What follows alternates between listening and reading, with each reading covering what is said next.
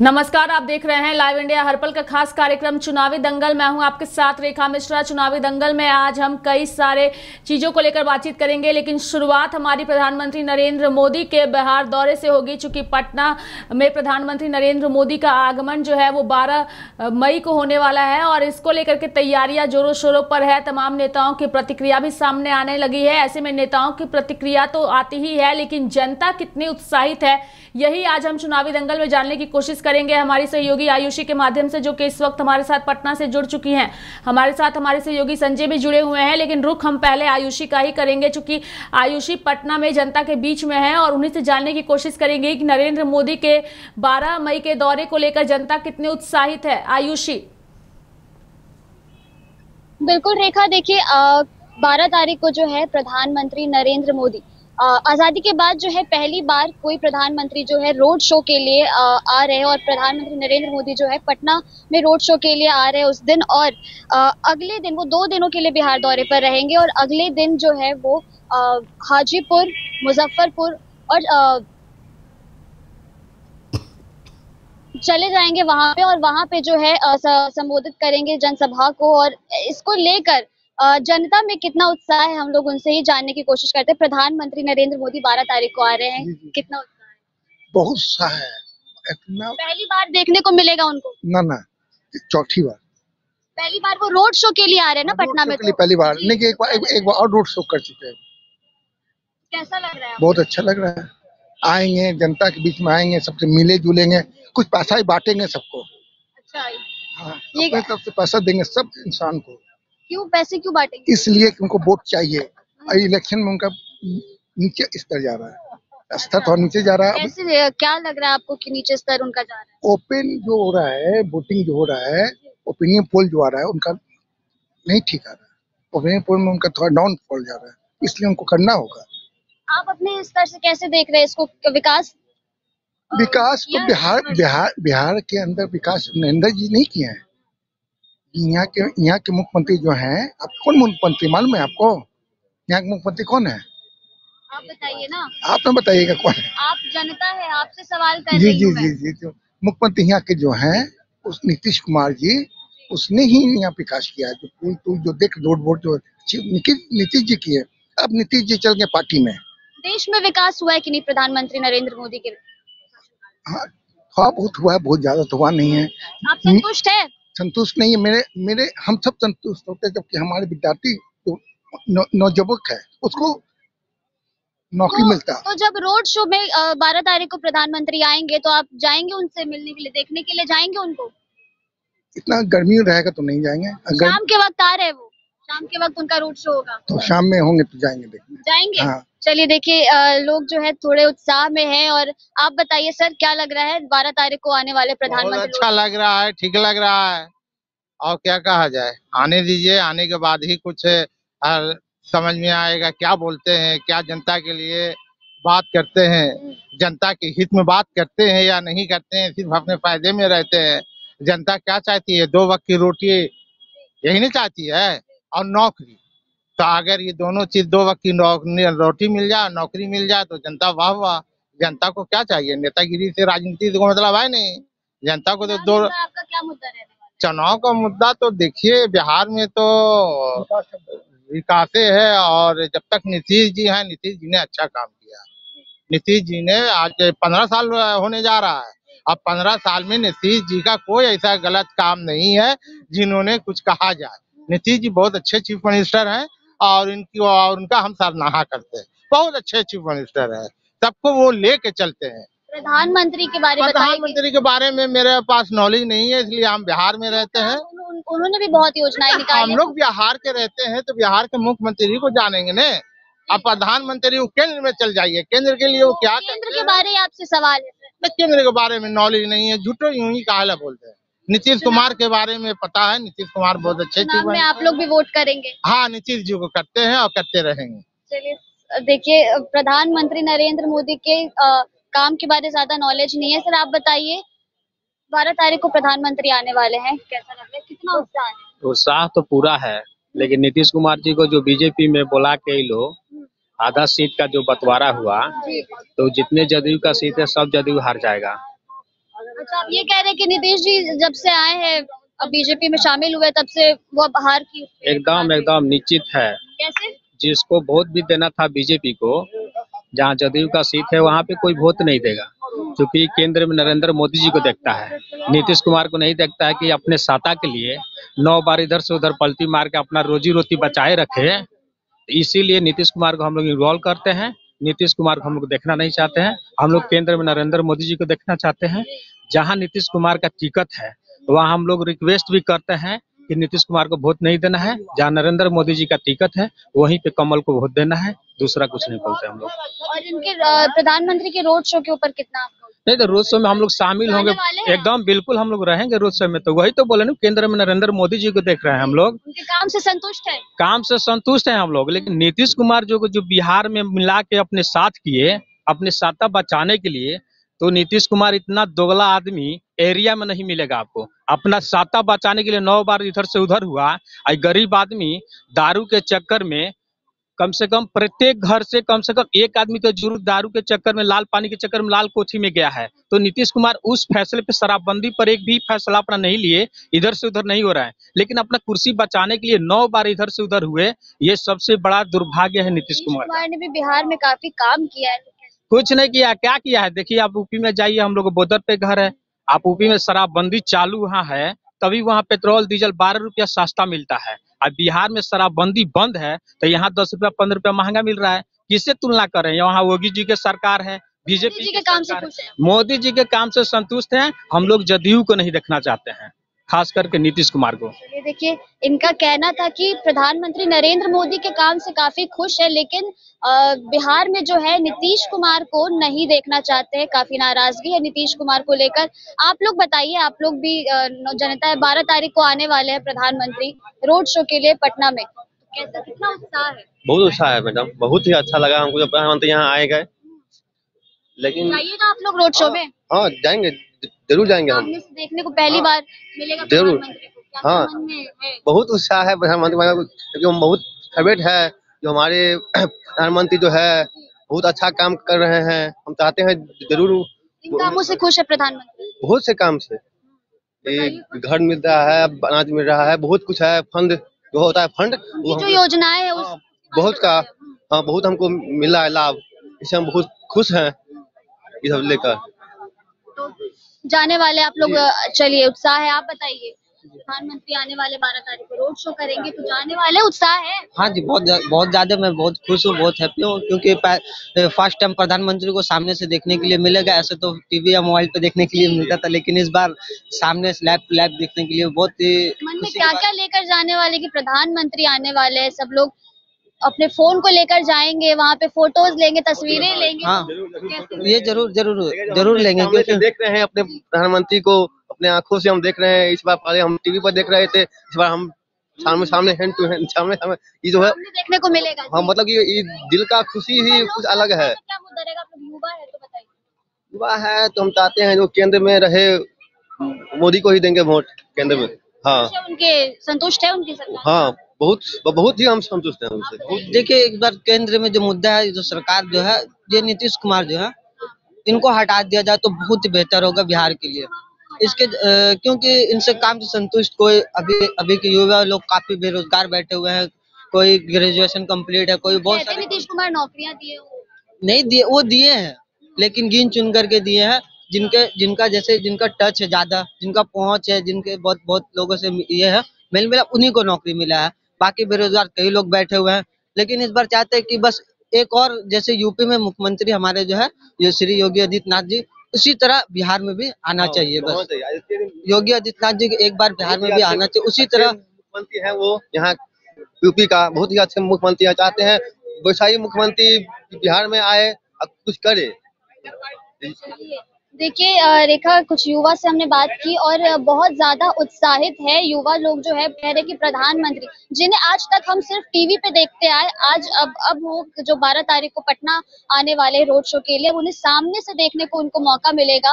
और ऐसी कई बातें उन्होंने कही। नीतीश कुमार से नाराजगी है कुछ लोगों को, कहते हैं कि योगी आदित्यनाथ की तरह जो मुख्यमंत्री है उनकी तरह होने चाहिए, वो भी पटना आए एक बारी। तो ऐसी बहुत सारी बातें जनता के मन में है। रेखा, चलिए, बहुत सारी बातें जो है वो जनता के मन में है। कई लोग उत्साहित है तो कई लोग जो है वो नीतीश कुमार से काफ़ी नाराज भी नजर आ रहे हैं। आयुषी हमारे साथ बने रहिए। हमारे साथ दुमका से हमारे सहयोगी कुणाल जुड़ चुके हैं। कुणाल, चूंकि आपसे सवाल ये रहेगा कि गोड्डा में कुछ दिनों पहले निशिकांत दुबे पर एक आदिवासी युवक के साथ दुर्व्यवहार का आरोप लगा था और अब ये मामला जो है वो तुल पकड़ता जा रहा है और खबरें ये भी सामने आ रही है कि जेएमएम नेता हेमलाल मुर्मू इस पूरे मामले को लेकर उन्होंने आंदोलन की चेतावनी दी है। इसका आने वाले दिनों में कितना नुकसान निशिकांत दुबे को उठाना पड़ सकता है, कुणाल?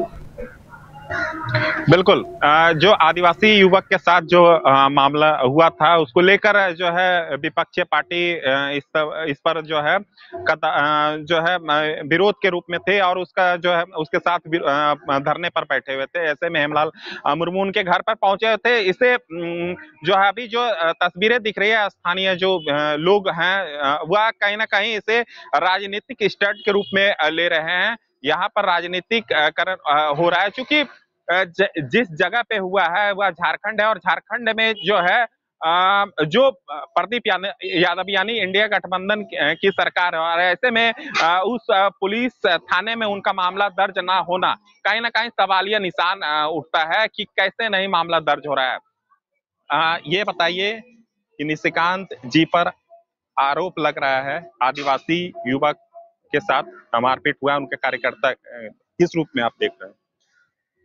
हम तो देख रहे हैं कि प्रदीप यादव वो जैसे होता ना कि खिसियाल बिल्ली खम्मा नोचे, उसी तरह के बात उसमें हुआ है। अभी तो उसको कोई मुद्दा मिल नहीं रहा है, इधर उधर से किसी को खड़ा करके बदनाम करने का फिर में है। जनता सब समझ रहे हैं, बस बदनामी के लिए ऐसा स्टंट किया जा रहा है। हाँ, मामला थाने में नहीं दर्ज होना तो उनकी सरकार है और मामला दर्ज ना होना कैसा क्या दिख रहा है? हम तो कह रहे हैं कि ये तो सरासर नाजायज है, मामला दर्ज होना चाहिए उस पर। हाँ, तो ऐसे में चुनाव में असर पड़ेगा? हुआ खूब असर पड़ेगा, जनता सब देख रही है। तो किस ओर जाएगी? अरे निशिकांत की ओर जाएगी। बस राजनीतिक कारण? हाँ, राजनीतिक कारण। आपको क्या लगता है? जी, सबसे पहले देखिए, मैं इस विषय में बात करना नहीं चाहता हूं, क्योंकि मैं बात करना चाहता हूं विकास के मुद्दे पर, क्योंकि आदर्श आचार संहिता लागू भी है। किसी प्रकार से मेरे शब्द से, वाणी से कोई शब्द ना निकले जिस पर किसी प्रकार से विवाद हो। विकास के मुद्दे पर हम लोग वोट करेंगे। सरकार ने जिस प्रकार से विकास किया है, आगे भी हम लोग विकास करेंगे। हम लोग एक कार्यकर्ता के तौर पर ना कि बल्कि दिन रात मेहनत करते हैं, इसलिए कि जनता का मूलभूत सुविधा दिलाने के लिए हर एक दफ्तर पे जाते हैं, सरकारी दफ्तर से लेकर के प्राइवेट दफ्तर पे, चाहे कहीं भी हो, किसी भी जगह पे हो, चाहे दुमका की बात हो, रांची की बात हो, कहीं भी जाने होते हैं, हम उनके साथ हमेशा डट के सामना करते हैं। उसके हर एक मूलभूत सुविधा के साथ उनका पीछे खड़ा रहते हैं। केंद्र सरकार की जो योजना चलती है दिलाने का प्रयास मैं करता हूँ। रही बात, देखिए वो व्यक्तिगत लोग का क्या मैटर है, हमको इस विषय में जानकारी नहीं है। मैं किसी भी चीज का नाम नहीं लूंगा, किसी पे मैं टारगेट नहीं करूंगा, मैं विकास के मुद्दे में बात करूंगा। इसलिए श्रीमान महोदय से मेरा विनती है कि विकास के मुद्दे में उनसे बातचीत करें।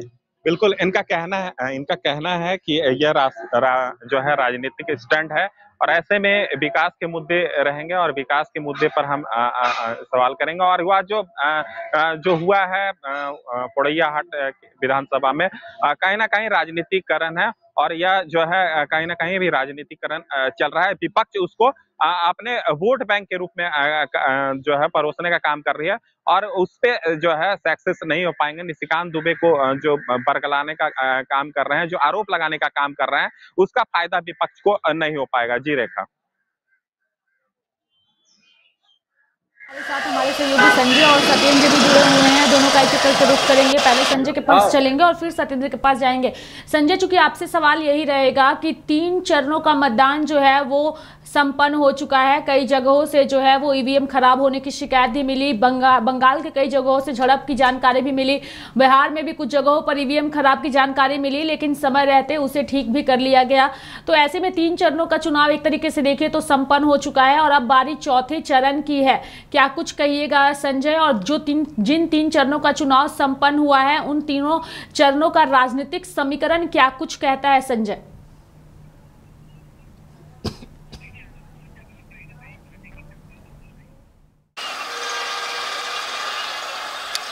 देखिए हर जगह कहीं ना कहीं कांटे नजर आई और जो हमने झंझारपुर में तीसरे चरण में जहां पर मतदान हो रहा था उसमें खगड़िया और अररिया और झंझारपुर और सभी सीटों पर जिस तरीके से कांटे की टक्कर देखने पड़ी और लगातार लोगों की यही राय थी कि मोदी जी से हमें बैर नहीं है, लेकिन कहीं ना कहीं जो स्थानीय मुद्दा बनकर इस चुनाव में खास तौर पर देखने को मिला, क्योंकि 2 चरणों में लोग जो है अपने सांसद से नाराज थे। तीसरे चरण में भी जब चुनाव के वोटिंग के ठीक एक दिन पहले तक राज्य तक अपने सांसद से नाराज थे, लेकिन जब ईवीएम का बटन दब रहा था तो ईवीएम के बटन दबाने से पहले और बटन दबाने के बाद भी हमने जनता से राय ली और लोगों की राय जानने के बाद हमें यही समझ में आया कि लोग जनता जो है वो सांसद से नाराज है इस बात के लिए कि जब जीत कर जाते हैं तो वो नज़र नहीं आते हैं। ये शिकायत हर जगह देखने को मिल रही है और सुनने को भी मिल रही है। मैं लगातार जनता के बीच हूँ, लोगों के बीच जा रहा हूँ, वोटरों के बीच जाकर राय लेने के काम कर रहा हूँ।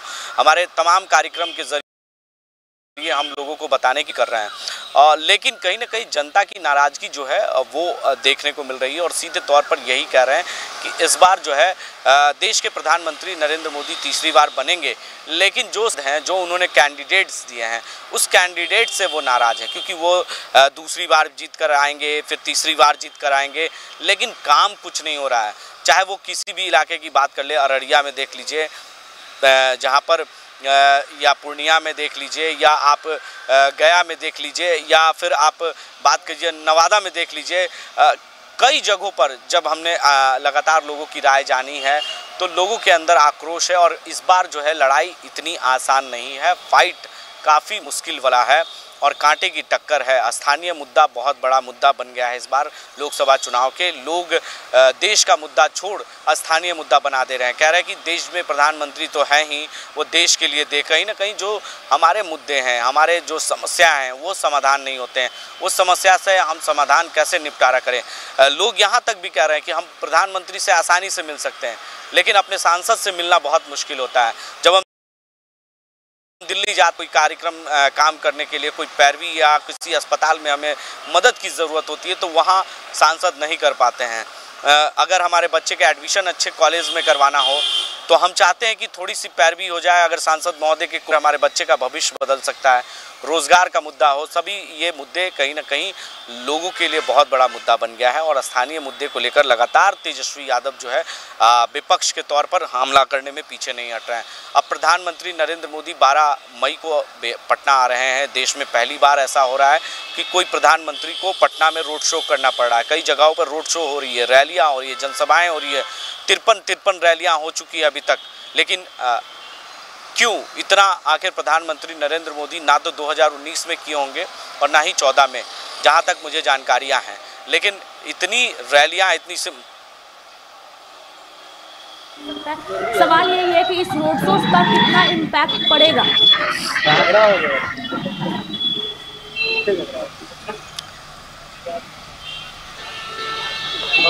देखिए मोदी लहर लोगों के जहन में है, दिमाग में है, लेकिन ईवीएम के बटन दबने से पहले वो बहुत बार सोच रहे हैं। कई लोगों तो नोटा दबा दिया है।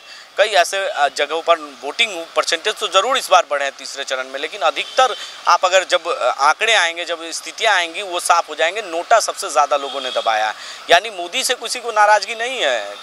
लेकिन कहीं ना कहीं लोगों को ये लग रहा है कि अगर हम इस सांसद को फिर से चुनकर भेजेंगे तो वही स्थिति होगी जो आज तक होता आया 10 सालों में।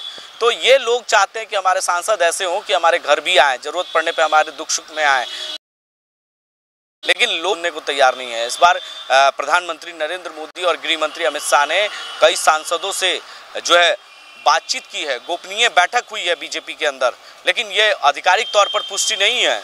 वो गोपनीय बैठक कर ये सब कुछ जानकारियां प्रधानमंत्री जुटा रहे हैं कि आखिर इतनी रोड शो करने की जरूरत क्या पड़ गई देश के प्रधानमंत्री को। आखिर कहीं ना कहीं सांसदों का विरोध प्रधानमंत्री को झेलना पड़ रहा है। देश के प्रधानमंत्री आ रहे हैं, सांसदों का विरोध हो रहा है और इस वजह से उन्हें रोड शो करना पड़ रहा है। तो फिर टिकट बंटवारे में ऐसे सांसदों का पत्ता क्यों नहीं काटा गया बीजेपी की ओर से, ये भी सवाल जनता ही पूछ रही है। और जनता के जहन में है कि अगर सांसदों ने काम नहीं किया, मोदी तुझसे बैर नहीं, सांसदों की खैर नहीं। अगर जनता बार बार ये कह रही थी तो फिर उन्हीं सांसदों को टिकट पार्टी की ओर से क्यों दिया गया।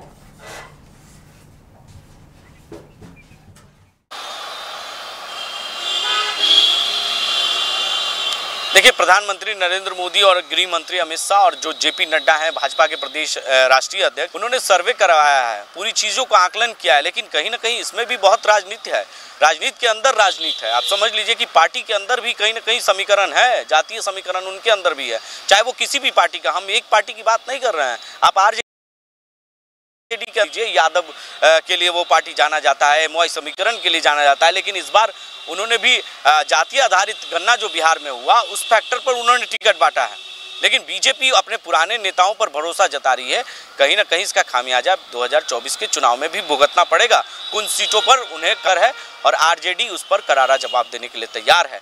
लगातार जो रैलियां हो रही है तबातोर बिहार में, नरेंद्र मोदी देश के प्रधानमंत्री को आना पड़ रहा है। कहीं ना कहीं बिहार में सबसे ज़्यादा अगर रैलियां इस बार होगी तो बिहार में होगी। आप देख लीजिएगा, यह आंकड़ा आज न कल आपके सामने आएगा कि प्रधानमंत्री नरेंद्र मोदी को रोड शो और रैलियां तबातोर करनी पड़ रही है बिहार में।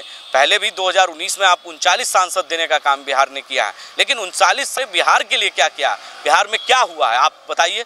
आप देखिए क्या हुआ है। लोग यही पूछ रहे हैं, जनता लोगों के बीच हम यही जानने का काम कर रहे हैं, लगातार जानने की कोशिश कर रहे हैं और जनता हमसे सवाल पूछ रहे हैं। आप पत्रकार हैं, आप बताने की कोशिश करें, आप बताइए कि आप क्या हुआ। हमसे ही से हम कहते हैं कि हम तो आईना है, हम सिर्फ दिखा सकते हैं, लेकिन ये आईना अगर दिखाने का काम जब कर रहे हैं कि आपके चेहरे काले हैं कि गोरे हैं, तो सोचिए लोग हमसे ही आईना का जो रुख है वो हमारे तरफ कर दे रहे हैं। आप बताइए, गोदी मीडिया कहते हैं, यानी सवाल कहीं ना कहीं हमारे ऊपर भी उठता है। और ये सीधे तौर पर यही कह सकते हैं कि ये बड़ा सवाल है। लोग समझ रहे हैं इस चीज़ों को, लेकिन देश के प्रधानमंत्री लिख रहे हैं। इसी वजह से लोग फिर से प्रधानमंत्री को चुनकर भेजेंगे 2024 में, लेकिन कहीं ना कहीं इसका असर जो है उनको खामियाजा कुछ सीटों पर भुगतना पड़ेगा। जैसे कि आप पूर्णिया ही देख लीजिए, पूर्णिया में पप्पू यादव निर्दलीय निकल रहे हैं। आप ये दावा हम नहीं कर रहे, ये जनता कर रही है। हमारे साथ सत्येंद्र भी जुड़े हुए हैं लखनऊ से, और सीधे सत्येंद्र का रुख करते हैं। आप सभी हमारे साथ बने रहिए, संजय आप भी, कुणाल आप भी और आयुषी आप भी। हमारे साथ सत्येंद्र है। सत्येंद्र, चूंकि आपसे जानने की कोशिश करेंगे, 3 चरणों का चुनाव जो है वो संपन्न हो चुका है। जिन सीटों पर चुनाव संपन्न हो चुका है उनका समीकरण फिलहाल क्या कहता है और किस तरीके की खबरें जो है वो सामने आ रही, चूंकि अलग अलग तरीके से विश्लेषण जो है लोग कर रहे हैं। मैं आपसे जानना चाहूंगी सत्येंद्र, किस तरीके से आप देखते हैं इन 3 चरणों का चुनाव जो संपन्न हुआ है उत्तर प्रदेश की अगर सीटों की अगर हम बात करें तो? देखिए रेखा, जैसे 3 चरण पूरे हुए हैं तो उत्तर प्रदेश में भी 3 चरणों का चुनाव पूरी तरीके से सही तरीके से संपन्न हुआ है। और ऐसे में जो दावा किए जा रहे हैं वो इंडिया गठबंधन के लोग और उत्तर प्रदेश में और भारतीय जनता पार्टी मतलब एनडीए के तमाम प्रत्याशी जिन सीटों पर जो है प्रत्याशी थे, वो सब यही दावा कर रहे हैं कि हम जितने चरणों में चुनाव हुए उन सभी सीटों पर जीत रहे हैं। लेकिन समीकरण सभी जगह के अलग अलग हैं, क्योंकि जिन सीटों पर तीसरे चरण में चुनाव हुए हैं वो 8 सीटें भाजपा के पास थी, जिसमें से 2 समाजवादी पार्टी के पास थी। समाजवादी पार्टी के पास जो सीटें थी वो संभल सीट थी और मैनपुरी सीट थी। मैनपुरी से मुलायम सिंह यादव थे, उसके बाद वहां उपचुनाव हुआ और उपचुनाव के बाद उनकी पुत्रवधू डिंपल यादव वहां से सांसद बनी और 4.25 लाख वोटों से उन्होंने भारतीय जनता पार्टी के प्रत्याशी को हराया था। अब बात कर लेते इस बात की कि आखिर टक्कर किसकी है और क्या है, क्योंकि जो कल मतदान हुए हैं तीसरे चरण के, उसमें मुलायम सिंह यादव के परिवार के 3 ऐसे सदस्य प्रत्याशी थे जिनकी साख बचाने के लिए समाजवादी पार्टी के सभी बड़े नेता लगातार लगे रहे और पूरे दिन डटकर उन्होंने तीनों लोकसभा सीटों पर अपने प्रत्याशियों को जिताने की पूरी कोशिश की कि किस तरीके से ज्यादा मतदान हो और मतदान जो है हमारे प्रत्याशियों के पक्ष में हो। यहाँ पर मैनपुरी से डिंपल यादव के पक्ष में लगातार अखिलेश यादव और उनकी बेटी और तमाम लोग जो थे उनके कार्यकर्ता वगैरह लगातार कोशिश करते रहे कि ज्यादा से ज्यादा मतदान हो और भय मुक्त मतदान हो, किसी भी तरीके की कोई रोक टोक ना हो, निष्पक्ष तरीके से मतदान हो। इसको लेकर के लगातार समाजवादी पार्टी के लोग लगे रहे। वहीं जो राम गोपाल यादव का एक बयान और भी आया था, जो अपने बेटे अक्षय को चुनाव लड़ा रहे हैं, उनका बयान था कि अयोध्या में राम मंदिर नक्शे से नहीं बना है, जिसके बाद उलटफेर हुआ और भारतीय जनता पार्टी की तरफ से कुछ कथित तौर पर बयान जारी हुए, उनमें कहा गया कि यहाँ जो है कब्रिस्तान बनना चाहिए था, तब रामगोपाल यादव को अच्छा लगता। वहीं बदायूं में शिवपाल यादव के बेटे आदित्य वहां से चुनाव लड़ रहे थे। उनके पक्ष में लगातार उनके पिताजी वहां खड़े रहे और डटकर जो है अधिक से अधिक मतदान कराने के लिए पूरे दिन उन्होंने कोशिश की, लेकिन बदायूं में विशेष ज्यादा कोई मतदान प्रतिशत नहीं देखा गया। तमाम चीजें निकल कर आई। वहीं मैनपुरी में अखिलेश यादव ने मंदिर में दर्शन किए थे मतदान करने से पहले, एक दिन पहले। उसके बाद भारतीय जनता पार्टी के लोगों ने उस मंदिर को गंगा जल से धोया था, यह भी मुद्दा खूब गरमाया। बाद में भारतीय जनता पार्टी की तरफ से बयान कथित तौर पर सुनने में आया कि उन्होंने ये मंदिर इसलिए धोया क्योंकि वहां पर कुछ लोग जो है जूता चप्पल पहनकर मंदिर में आए थे, इसीलिए उसको पवित्र किया गया था। तमाम जो समीकरण थे, इनमें 2 सीटें पहले से सपा के पास थी और 8 सीटों पर भाजपा काबिज 2019 से है। अब ऐसे में कोशिश की जा रही है कि इंडिया गठबंधन के लोग ज्यादा से ज्यादा जो तीसरे चरण में चुनाव हुए हैं उसमें ज्यादा से ज्यादा सीट जीते, और दूसरा इंडिया गठबंधन के प्रत्याशी भी इसमें सोच रहे थे कि हम 2 सीटों से बढ़ाकर और ज्यादा सीटें जीते। हमारे साथ मौजूद हैं, उनसे भी बात करेंगे। क्या लग रहा है जो पिछले कल जो चुनाव हुआ है तीसरे चरण का, क्या समीकरण है वहाँ के? देखिए, मैं आपको बताना चाहता हूँ, जो कल तीसरे चरण का चुनाव हुआ वो पश्चिम में हुआ है।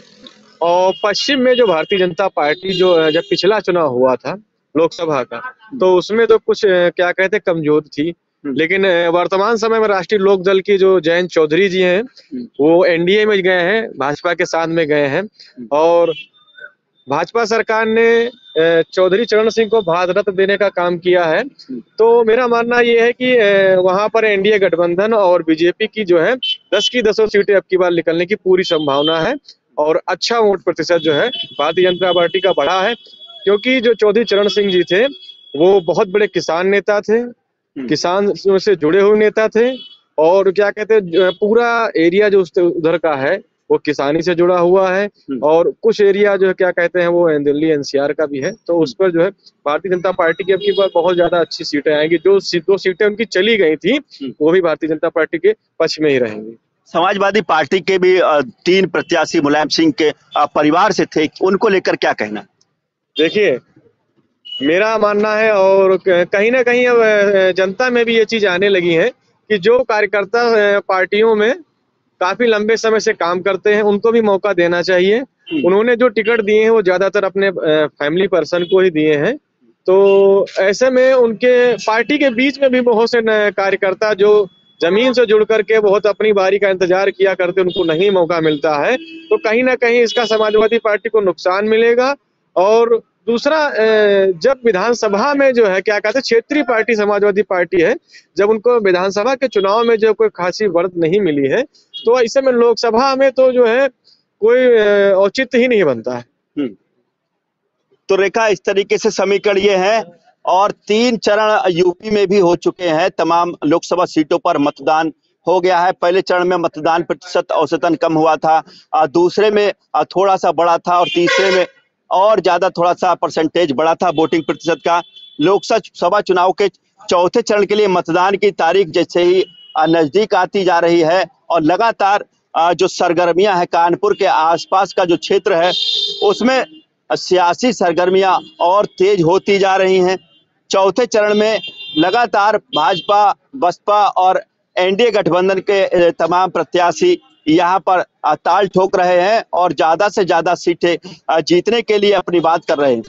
चौथे चरण में कानपुर नगर, अकबरपुर, इटावा, फर्रुखाबाद, कन्नौज व उन्नाव लोकसभा क्षेत्रों पर वोट पड़ने हैं। इसको लेकर तमाम प्रत्याशी ताल ठोक रहे हैं। कन्नौज में अखिलेश यादव खुद वहां ताल ठोक रहे हैं। भैया, क्या लग रहा है? कुछ लग रहा है? क्या माहौल है यहाँ पर? कुछ अभी कुछ नहीं मालूम चलेगा, अभी भी कुछ सन्नाटा चल रहा है। अब क्या है क्या नहीं है हम नहीं बता सकते, क्योंकि सन्नाटा चल रहा है। तो देखिए रेखा, यहाँ का जो समीकरण है, तो रेखा चौथे हमारे साथ बने रहिए। आप हमारे साथ संजय जुड़े हुए हैं, काफी देर से खड़े हैं, तो संजय से भी एक सवाल बनता है। संजय, चूंकि प्रधानमंत्री जो है वो आ रहे हैं 12 तारीख को, तो कैसे देखते हैं आप इसे? पटना में किस तरीके की रौनक जो है वो नजर आ रही है? चूंकि भाजपा नेताओं ने प्रेस कॉन्फ्रेंस करके इसकी जानकारी दी है पीएम के रोड शो की।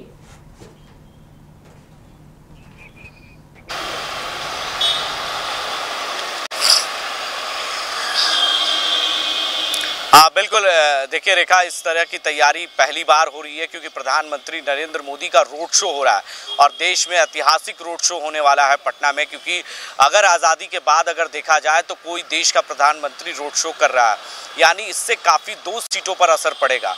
एक तो पहला पटना साहिब और दूसरा पाटलिपुत्र पे, क्योंकि जिस तरीके से पटना साहिब में रविशंकर प्रसाद का विरोध हो रहा है, उस विरोध को कहीं ना कहीं डैमेज कंट्रोल कह सकते हैं कि प्रधानमंत्री नरेंद्र मोदी ही कर सकते हैं, क्योंकि दूसरा कोई बड़ा नेता उनके टीम में नजर नहीं आता। क्योंकि देश के प्रधानमंत्री को ही लोग देख रहे हैं, भले जेपी नड्डा आए, अमित शाह भी आए पटना में, आपको बिहटा के पाली में, लेकिन कहीं ना कहीं कोई असर नहीं दिखा। लेकिन अब जो है, जब प्रधानमंत्री नरेंद्र मोदी खुद सड़कों पर उतरेंगे और लोगों का अभिवादन स्वीकार करेंगे, जब हाथ हिलाकर लोगों का किया जाएगा, उसके बाद कहीं ना कहीं इस प्रधानमंत्री नरेंद्र मोदी को देखने के लिए, एक झलक पाने के लिए लोग ललायत हैं और चाहते हैं कि देश के प्रधानमंत्री आए। आपको पटना के इनकम टैक्स चौराहे से लेकर कदम कुआं तक यानी 350 किलोमीटर की यात्रा है और इस यात्रा को प्रधानमंत्री रोड शो करेंगे और रोड शो को लेकर जगह जगह पर प्रशासन भी पूरी तरीके से मुस्तैद रहेंगे और अलर्ट जारी रखा गया है। इतने दूर के इलाके में कोई भी व्यक्ति संदिग्ध या किसी तरह की नजर आता है तो उस पर कड़ी कार्रवाई की जाएगी। तो ऐसे में कहीं ना कहीं इसको लेकर अलर्ट भी है पटना में और पूरी तरीके से ब्रिकेटिंग लगाए जाएंगे उस इलाकों में जिस इलाके से प्रधानमंत्री नरेंद्र मोदी गुजरेंगे।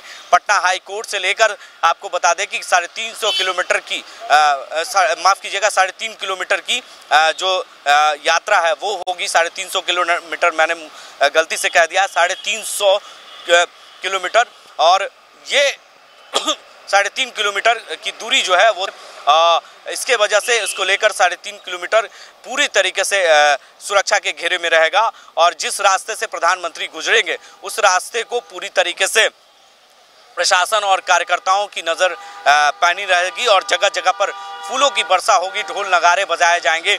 लोग अपने देश के प्रधानमंत्री को अपने दुकान के अंदर से, सड़क के अंदर दुकान लगाने वाले लोग नजदीक से देख पाएंगे जो आज तक लोग टीवी और सभाओं में देखे। पटना और बिहार प्रधानमंत्री नरेंद्र मोदी का आगमन कई बार हुआ है, लेकिन रोड शो जो है वो पीएम मोदी पहली बार करेंगे, जिसको लेकर के भाजपा के नेता तो उत्साहित है, लेकिन ये रोड शो जो है वो सवालों के घेरे में भी है, जिसका सवाल जो है वो विपक्ष उठा रहा है। धन्यवाद सत्येंद्र हमारे साथ जुड़ने के लिए, माफ करिएगा संजय हमारे साथ जुड़ने के लिए और तमाम जानकारियां देने के लिए। हमारे साथ सत्येंद्र आप बने रहिएगा, आपके पास आएंगे, चूंकि आपकी आवाज जो है मुझे नहीं मिल पा रही थी। एक आखिरी सवाल आयुषी आपसे रहेगा, प्रधानमंत्री नरेंद्र मोदी पटना आ रहे हैं,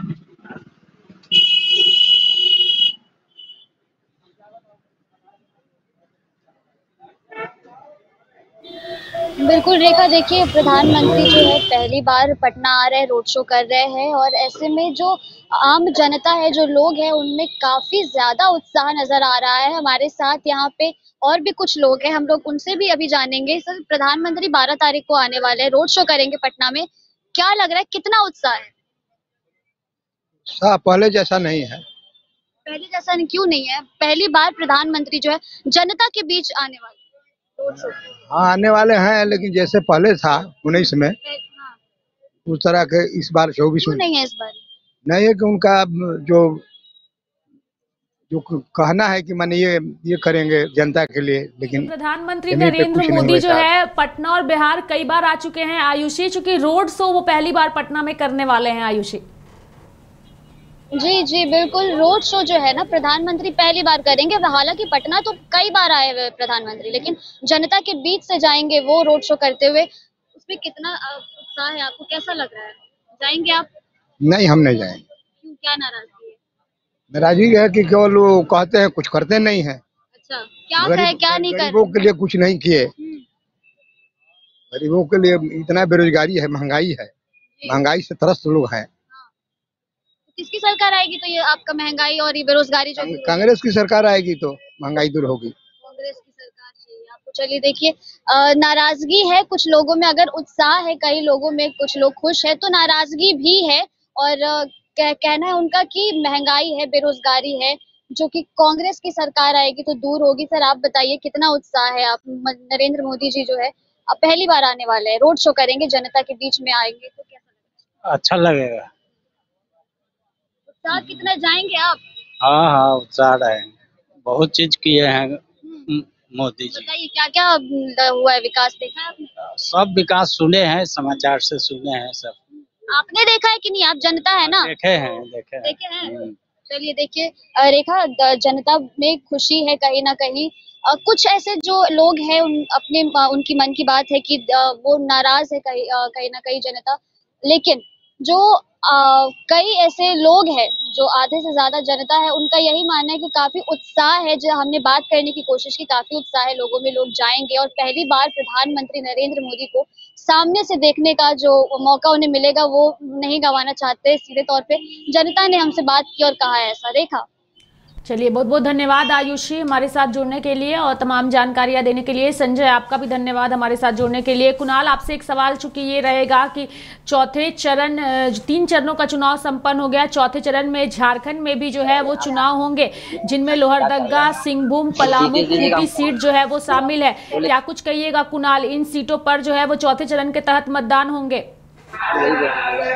बिल्कुल, चौथा चरण का चुनाव होना है झारखंड में। ऐसे में लंबे समय से इसकी तैयारी चल रही थी और जो है सत्ताधारी पार्टी हो या विपक्ष, इसको जो है अपने पाले में लेने के लिए लगातार इसकी तैयारी कर रहे हैं। चौथे चरण में चुनाव होना है, ऐसे में कितना तैयार हैं आप लोग? हम लोग अब चौथे चरण के लिए बहुत तैयारी के साथ चल रहे हैं और जनता का भी मोमेंट है कि आपकी बार यहाँ से बीजेपी का ही बढ़त होगा और जीत भी हासिल करेंगे, हाँ ना। और हम लोग का एक नारा है, आपकी बार 400 पार। तो क्या 400 पार? हम 400 पार में हम लोग लगे हुए हैं और करके ही दिखाएंगे। तो लोगों में उत्साह है? लोगों में एकदम बहुत उत्साह है और मोदी जी के नेतृत्व में हम लोग का देश फिर आपकी बार सरकार बनने वाला है, तो लोग में बहुत उत्साहित हैं और हमारा राष्ट्र का कहा कि विदेश के पटल में चर्चित रहेंगे। तो आपने जो है आपके स्टार प्रचारक भी फील्ड में उतर रहे हैं। ये तो अभी हम लोग को सूचना नहीं मिलने वाला है, स्टार प्रचार कोई न कोई अवश्य ही आएगा। तो कुल मिलाकर यह कह सकते हैं कि भाजपा हो या फिर विपक्षी अपने स्टार प्रचारक को फील्ड में उतार दिए हैं और ऐसे में चुनाव में ज्यादा से ज्यादा वोटर मतदान केंद्र तक पहुंचेंगे, इसकी तैयारी जो है पूरी कर ली है। जी रेखा, धन्यवाद कुणाल हमारे साथ जुड़ने के लिए और तमाम जानकारियां देने के लिए। तो हमारे साथ हमारे सहयोगी सत्येंद्र भी जुड़े हुए हैं। सत्येंद्र, हमने देखा कि अखिलेश यादव ने किस तरीके से बीजेपी पर हमला बोलते हुए उन्होंने सोशल मीडिया पर कल एक ट्वीट किया, जिसमें उन्होंने लिखा कि 3 चुनाव में भाजपा इतिहास बन गई और सीधे तौर पर उन्होंने कहा है कि जो वोट पड़े हैं वो इंडी गठबंधन को पड़े हैं। साफ तौर पर उनका ट्वीट बता रहा है और ये कहा जा रहा है कि भाजपा हार रही है, इसलिए कई जगहों पर उनकी ओर से जो है वो बदमाशी भी करने की कोशिश की जा रही है और ऐसे में चुनाव आयोग पर उन्हें भरोसा है कि चुनाव आयोग जो है निर्णय सही लेगा। अखिलेश यादव ने ट्वीट करके ये बातें कही है। सत्येंद्र, बिल्कुल सही बात है। अखिलेश यादव ने जहां एक ट्वीट ये किया है कि चुनाव में जब तक 3 जो चरण पूरे हुए हैं, इन सभी सीटों पर भाजपा जो है हार रही है और यही वजह है कि जो आरोप लगाया गया है भाजपा के ऊपर कि कुछ भी गड़बड़ी कर सकती है, लेकिन उनको निर्वाचन आयोग पर कहीं ना कहीं भरोसा है और वो शिकायत भी करते हैं। चाहे संभल में जब चुनाव हुए थे तब लोगों पर लाठीचार्ज हुई, ये घटना भी सामने आई। अखिलेश यादव हो या फिर जो है कांग्रेस के प्रवक्ता अंशु अवस्थी हो, उन्होंने भी आरोप लगाया था कि यहाँ पर जो है मुस्लिम वोट जो है वो नहीं पड़ने दिया जा रहा है और गलत तरीके से वहां मतदाताओं को रोका जा रहा है। और बढ़ चढ़कर इसी सारे मुद्दों को लेते हुए संभल में कल जब उत्तर प्रदेश की 10 लोकसभा सीटों पर मतदान हुआ तो संभल सबसे टॉप पर रहा। 5 बजे तक का जो अपडेट जो था वो समझिए कि 61% से भी ऊपर था और 1 घंटे बाद और बात करें तो 4-5% और जुड़ा होगा। तो ये जो समीकरण थे संभल में इस तरीके के देखे गए और बढ़ चढ़कर लोगों ने मतदान किया। इसी के साथ मैनपुरी में जब डिंपल यादव वहां पर चुनाव लड़ रही हैं, तो ऐसे में अखिलेश यादव ने ये भी कहा था कि मैनपुरी में भाजपा कार्यकर्ता बूथ लूट लेंगे, वहां के जो है बूथ कैप्चरिंग कर लेंगे। इस तरीके की भी तमाम संभावनाओं को लेकर अपनी शिकायतें दी थी। साथ ही साथ जब इस तरीके की चीजें निकल कर आई, तब से जो है कहीं ना कहीं लगातार अखिलेश यादव भाजपा पर तंज कसते जा रहे हैं और उन पर इस तरीके के आरोप लगा रहे हैं। इसी के साथ जो प्रियंका गांधी हैं वो आज रायबरेली पहुंची और रायबरेली में उनके भाई राहुल गांधी के पक्ष में उन्होंने मतदान लोगों से जो है कहीं ना कहीं वोट मांगा है। तो इसको लेकर के भी उन्होंने वहां पर एक पहली जनसभा की। उस जनसभा में उन्होंने कहा कि आप राहुल को जिताइए, आपको यहाँ से 2 सांसद मिलेंगे, एक तो मैं खुद यहाँ रहूंगी और दूसरा राहुल गांधी। और साथ ही साथ उन्होंने ये भी कहा है कि किसानों के कर्ज माफी को लेकर के एक कमेटी गठित करेंगी और उसके साथ ही जो आशा वर्कर है और मनरेगा में काम करने वाले हैं लोग हैं, उनकी मजदूरी को भी डबल किया जाएगा। ऐसे तमाम जो मुद्दों के साथ में प्रियंका गांधी ने आज पहली जनसभा रायबरेली में की है। अपने भाई राहुल गांधी के लिए मतदान मांगा है लोगों से। तो ये चीजें वहां से थी।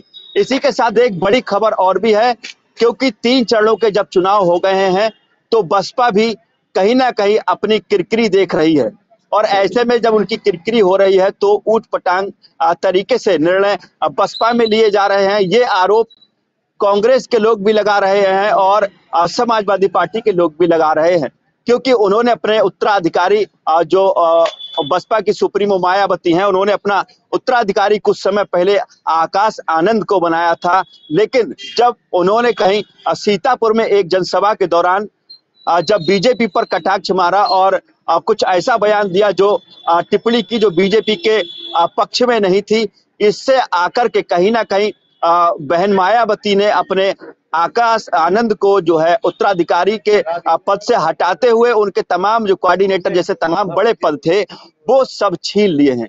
तो ये जो चीज थी यहाँ बसपा को लेकर के भी देखी गई। इस पर भी जो है अखिलेश यादव ने अपना बयान दिया कि बहन मायावती के पास अब कुछ बचा नहीं है। 3 चरणों में उनके जितने उम्मीदवार थे सब हार रहे हैं और यही वजह है कि उनसे जब हटने के बाद जो बसपा का वोट है वो इंडिया गठबंधन के प्रत्याशी हैं उन पर पड़ा है। और यही वजह है कि जब बसपा के तमाम जो वोट बैंक हैं वो इंडिया गठबंधन के प्रत्याशी के पास पहुंचे हैं, इससे भाजपा भी नाराज है और यही तरीके से जो है देखा जा रहा है कि भाजपा पर अखिलेश यादव तंज कस रहे हैं कि कहीं बेईमानी ना हो, कहीं ऐसा ना हो कि गलत तरीके से कोई मतदान हो या फिर वोटिंग हो, जिससे कहीं ना कहीं जो विपक्ष के जो उम्मीदवार है उनकी बेईमानी हो सके। लेकिन निर्वाचन आयोग पर अखिलेश यादव को पूरा विश्वास है, वो तत्काल उस पर शिकायत करते हैं। रेखा। सत्येंद्र, अगर हम चौथे चरण की बात करें तो 13 मई को जो है वो चौथे चरण का चुनाव होने वाला है। तो ऐसे में कौन कौन सी ऐसी सीटें हैं जिस पर सभी की नज़र उत्तर प्रदेश में है और कौन कौन सी वो हॉट सीटें हैं जिन पर चुनाव दिलचस्प होने वाला है? सत्येंद्र।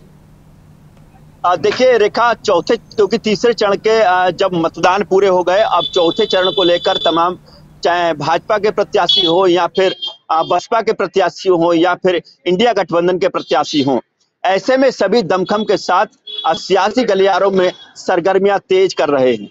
और इन जो चौथे चरण में जो चुनाव होने हैं 13 मई को, जिसमें कानपुर नगर लोकसभा सीट है और इसी के साथ अकबरपुर, इटावा, फर्रुखाबाद, कन्नौज व उन्नाव, इन 6 सीटों पर मतदान होना है। सबसे अगर हॉट सीट की बात करें तो कानपुर नगर और कन्नौज है।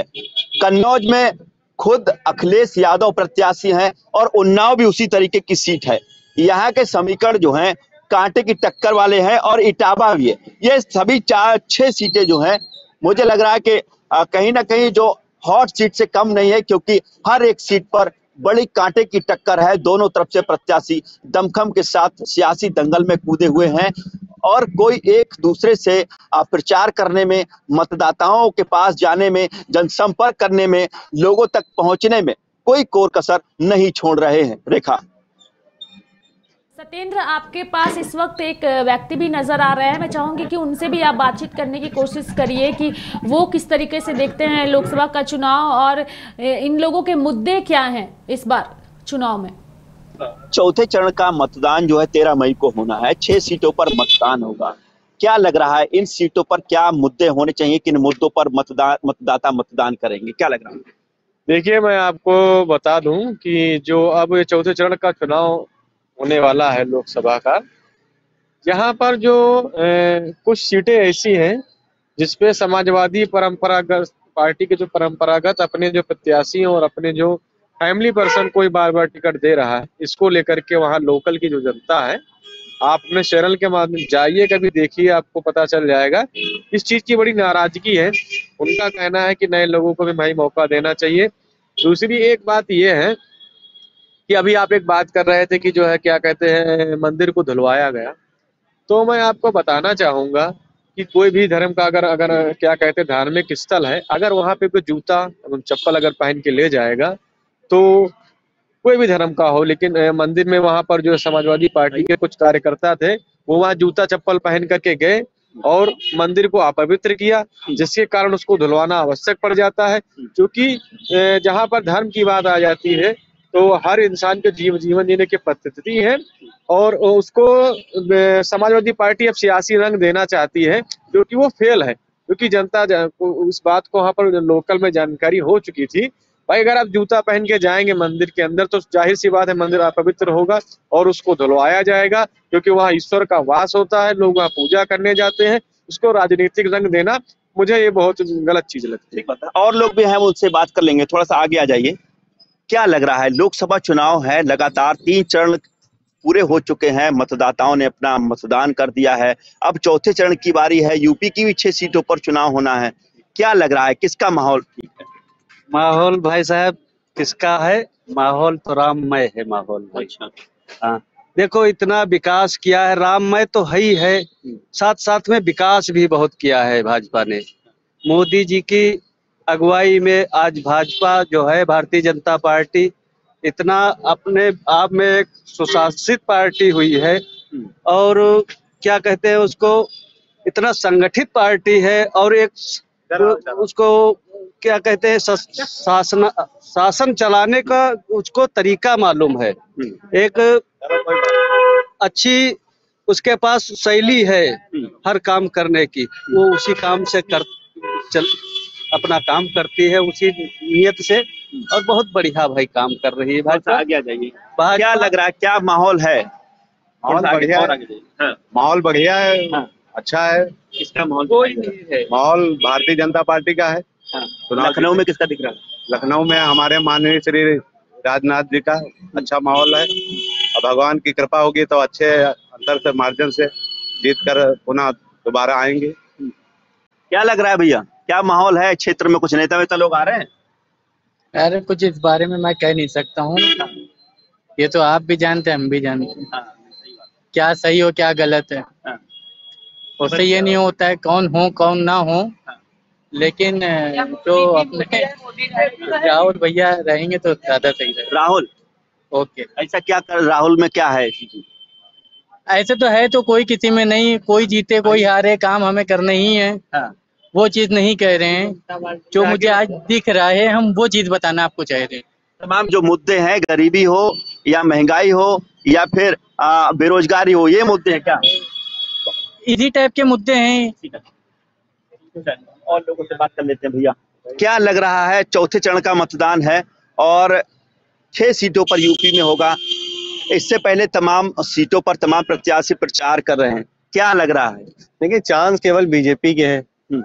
मोदी ने सबसे अच्छी बात यह की है डिजिटल इंडिया। आज ही का आपको किस्सा बताए, मैं रकाबगंज से रहने वाला हूँ, हमारे एक पड़ोसी हैं प्रेम तूफानी जी, तो वो कई बार कंप्लेन किए, बिजली भाग गए, जैसे बिजली वाले सही करने आए 4 बार कटअप। पहले क्या रहता था, आदमी कार्यालय जाता था, कंप्लेन करता था, कार्रवाई होती थी, सुनते थे नहीं सुनते थे। अब उन्होंने हमसे राय करी तो आजकल सब तो ऑनलाइन है, हमने कहा 181 पे सीधे कंप्लेन करिए, आधे घंटे के अंदर सोल्यूशन आ गया। अच्छा हुआ है ना सरकार? जी बिल्कुल बिल्कुल। क्यों भैया, कुछ अच्छा काम हुआ है? सरकार से खुश हैं? आगे आ जाइए थोड़ा सा। और पॉलिटिकल प्रोसेस, सरकार कोई भी हो, ये जनता का भी थोड़ा फर्ज बनता है अपनी तरफ से करने का। सरकार सब कुछ नहीं कर सकती है। कोई पार्टी ऐसी नहीं होती है जो अपने मुद्दे लेके आए। सभी पार्टी का ये काम होता है कि आते हैं 10 मुद्दे लाते हैं, 10 में 3 वादे पूरे करते हैं, बाकी नहीं करते हैं। अच्छा, पब्लिक रिस्पॉन्सिबिलिटी भी कुछ होती है कि अगर आप चीजों को आवाज उठा रहे हैं, क्योंकि यहाँ आप खुद भी देखते हैं, अगर आप रियलिटी में जाएं, आपके मोहल्ले में एक कोई भी बड़ा नेता हो या जो भी हो, कोई एक करप्शन कर रहा है, उसको कभी भी उसके खिलाफ कोई आवाज नहीं उठाता है। एक जो उठाता है वो दब जाता है। ये चीज होती है कि नहीं होती? जो भैया सरकार में कुछ अच्छा लग रहा है, कुछ बदलाव हुआ है, कुछ चीजें अच्छी लग रही हैं? तो बदलाव तो हुआ ही है सरकार। क्या क्या बदलाव हुआ? अब जैसे आवास मिल रहा है, फ्री इलाज मिल रहा है, जैसे यही सब सुविधाएं हैं। किसका माहौल लग रहा है, क्या है सब क्षेत्र में, हवाएं क्या चल रही है? अब हवाएं तो बीजेपी तो है ही है। बीजेपी है। अच्छा, तो देखिए रेखा, तमाम लोग क्या कहना चाह रहे हैं, क्या बताइए? अरे हम यही कहना चाह रहे हैं भाई साहब, अगर हिंदुत्व है इस इंसान में, आज मोदी जी ने और उनकी पार्टी ने, उनके संगठन ने आज हिंदुत्व को जो आज हिंदुत्व चमक रहा है, ये उन्हीं के बल पर चमक रहा है। अगर वो मोदी जी का या भारतीय जनता पार्टी ना होती, मोदी जी का इतना सशक्त संगठन ना होता, दिशा निर्देश ना होते, तो आज हिंदुत्व माने कुछ नहीं होता। अच्छा, हाँ, राम मंदिर बना है, राम मंदिर से क्या लग रहा है मतदाताओं? और आगे आ जाइए, थोड़ा सा आगे आ जाइए। राम मंदिर बना है, क्या अच्छा लग रहा है इस चीज को लेकर? बहुत अच्छी बात है। चुनाव में ये मुद्दा रहेगा? चुनाव में मुद्दा तो जरूर रहेगा। मुद्दा क्यों नहीं रहेगा? अभी तक अटका रहा है इतने सालों से, उसके बाद में अब जाके बना है, तो वही मुद्दा तो रहेगा ही चुनाव में। थोड़ा सा आगे आ जाइए, आगे जाइए। जब तक दुनिया रहेगी तब तक ये मुद्दा बनता रहेगा, क्योंकि खाली राम मंदिर ही नहीं है। राम मंदिर के बाद अभी भगवान कृष्ण की भी जन्मस्थली को आजाद कराना है, वो भी मुद्दा है। काशी विश्वनाथ भी मुद्दा है।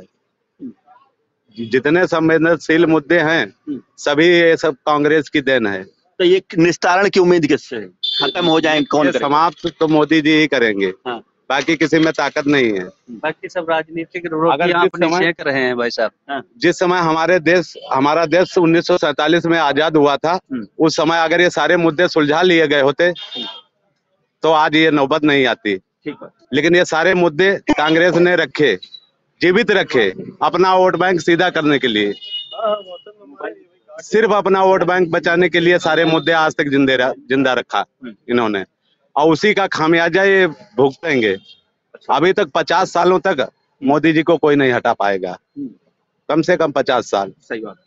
तो देखिए रेखा, तमाम लोग जो है वर्तमान सरकार के तमाम जो कार्य हो, चाहे राम मंदिर की बात हो या फिर 370 हटाने की बात हो या फिर नाली सड़क रोड तमाम विकास कार्यों की बात हो या फिर लोगों को आवास और शौचालय देने की बात हो या फिर इंडिया में तमाम चीजों को डिजिटल माध्यम से और उसको करने की बात हो, ये इन सारे मुद्दों पर चुनाव होने जा रहा है। इन सारे मुद्दों से कहीं ना कहीं मतदाता खुश हैं और कहीं ना कहीं इस चुनाव को लेकर वो मतदान करने वाले हैं। रेखा, चलिए, बहुत बहुत धन्यवाद सत्येंद्र, चुनावी दंगल में हमारे साथ जुड़ने के लिए और तमाम जानकारियां देने के लिए। तो लोकसभा चुनाव को लेकर के जो है वो लगातार हमारी टीम जो है वो जनता के बीच जा रही है, जनता के मुद्दे को जानने की कोशिश कर रही है। 3 चरणों का चुनाव जो है वो संपन्न हो चुका है और अब बारी चौथे चरण की है।